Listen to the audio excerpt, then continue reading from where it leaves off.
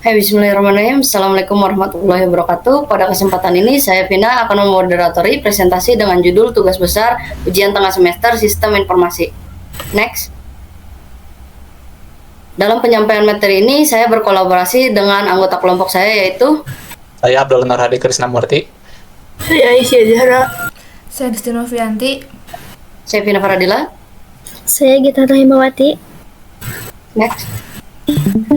Baik, kita masuk ke materi pertama, yaitu latar belakang masalah. Pada kondisi saat ini, proses pendaftaran, antrian, dan pemeriksaan di fasilitas kesehatan masih dilakukan secara manual. Banyak layanan yang masih menggunakan formulir, kertas, dan buku catatan, sehingga menimbulkan berbagai kendala operasional. Sistem yang masih manual ini menyebabkan beberapa dampak, seperti terjadinya duplikasi dan kesalahan data, waktu tunggu yang panjang, serta riwayat medis pasien menjadi sulit untuk dilacak. Selain itu, proses layanan menjadi lambat dan kurang efisien.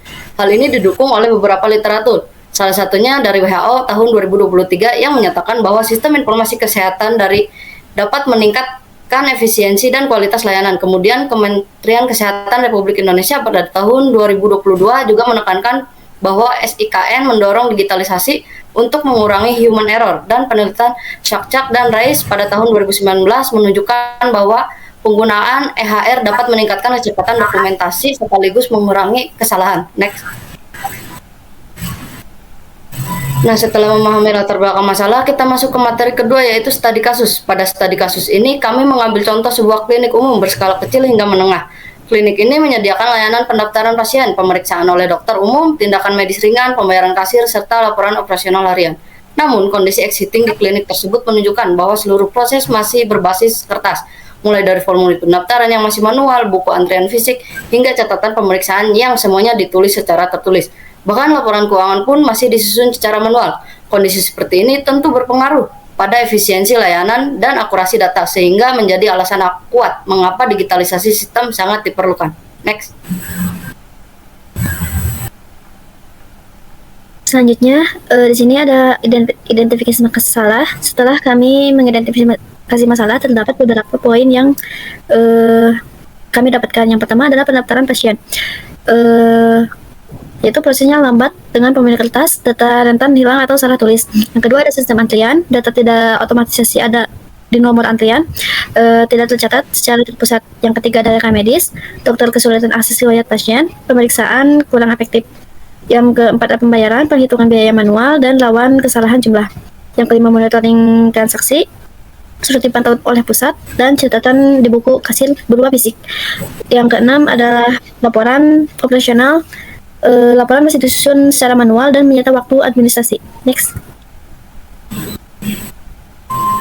Selanjutnya di sini kami mengidentifikasi kebutuhan pengguna. Yang pertama ada pasien. Pasien menginginkan pendaftaran cepat, nomor antrian jelas, dan riwayat kunjungan tercatat secara otomatis.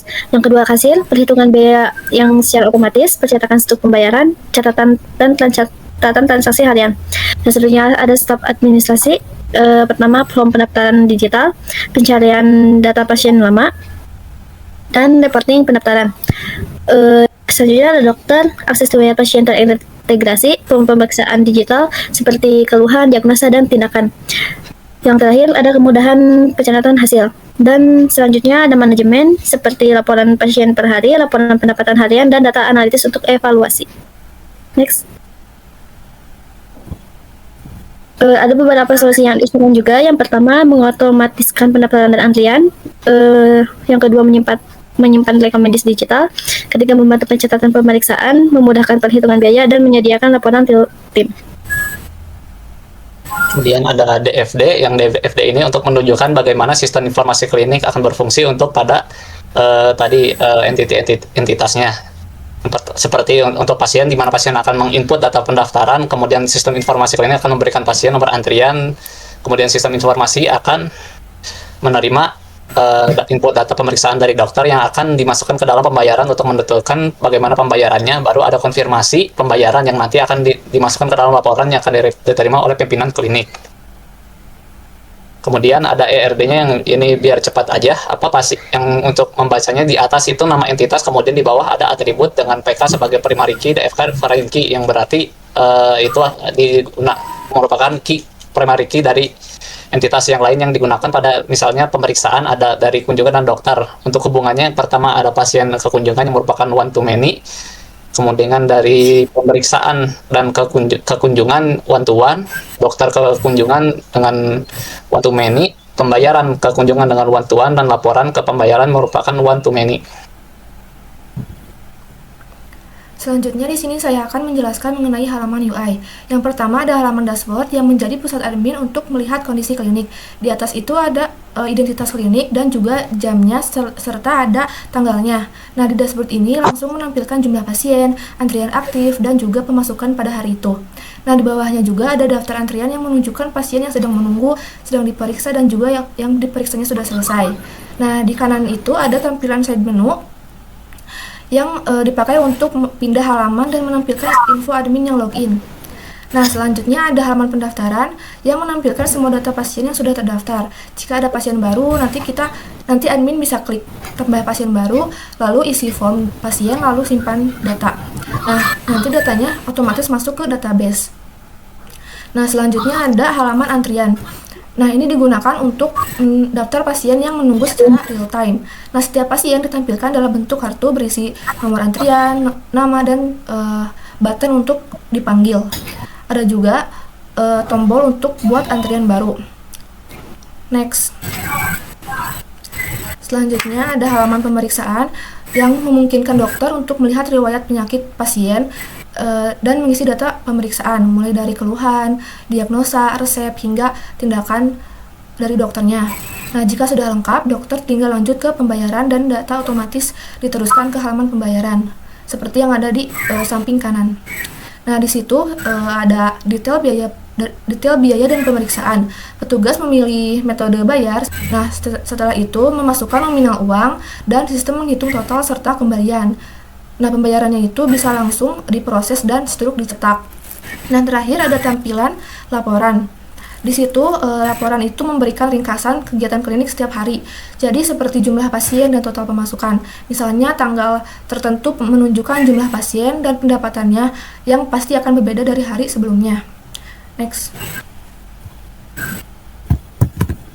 Dan untuk selanjutnya yaitu dampak implementasi sistem informasi klinik terintegrasi membuat pelayanan menjadi lebih cepat dan akurat, sehingga waktu tunggu pasien berkurang dan kepuasan meningkat.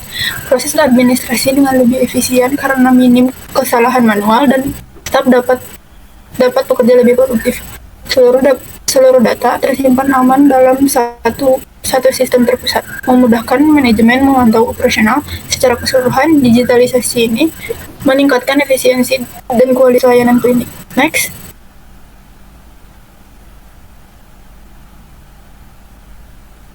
Selanjutnya yaitu metodologi pengembangan. Metode pengembangan sistem yang digunakan dalam proyek ini adalah SLDC Waterfall, yaitu model pengembangan perangkat lunak yang dilakukan secara bertahap dan berurutan dari analisis hingga pemeliharaan. Metode ini dipilih karena sangat sesuai dengan kebutuhan sistem informasi klinik yang memerlukan alur kerja jelas, dokumentasi lengkap, serta hasil akhir yang terstruktur dan terkontrol.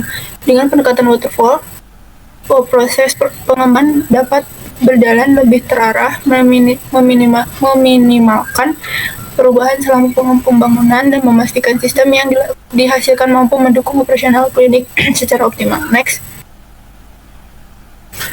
Selanjutnya yaitu kesimpulan. Secara keseluruhan, sistem manual yang masih digunakan banyak klinik terbukti tidak efisien dan sering menimbulkan masalah. Karena itu, digitalisasi melalui sistem informasi terintegrasi menjadi sangat penting dan sudah didukung oleh banyak referensi serta praktik internasional. Sistem yang kami usulkan mampu memenuhi kebutuhan semua pihak, mulai dari pasien, staf administrasi, dokter, hingga manajemen, dengan memberikan solusi yang lebih lengkap dan efisien. Selain itu, penerapan sistem ini juga sesuai dengan arahan WHO dan kebijakan Kementerian Kesehatan Republik Indonesia yang mendorong digitalisasi dan kesehatan. Baik, semua materi sudah disampaikan, semoga bermanfaat dan mudah dipahami. Terima kasih sudah menyimak materi ini sampai selesai. Saya Vina sebagai moderator, mohon maaf jika ada kekurangan. Wassalamualaikum warahmatullahi wabarakatuh.